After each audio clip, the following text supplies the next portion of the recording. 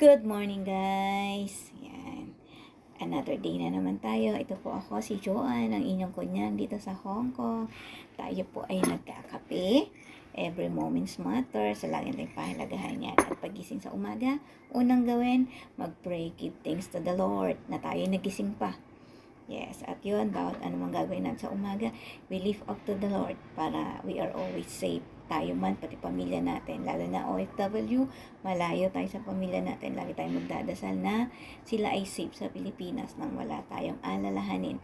Magawa natin na maayos ang ating trabaho dito sa Hong Kong. Tayo, nakalinis na tayo kahit paano, unti-unti. And then, mamaya lalabas mag-market. Ito po ang aking everyday life. Ito ang aking morning routine. Maglinis, mag-market. And then later, ligpit-ligpit ulit. Luto. Ako lang naman sa lunch. And then sa hapon, magluluto rin pa. Dinner gila amo. Ayun lang guys. So ingat-ingat. Please subscribe to my channel. Yun lang guys.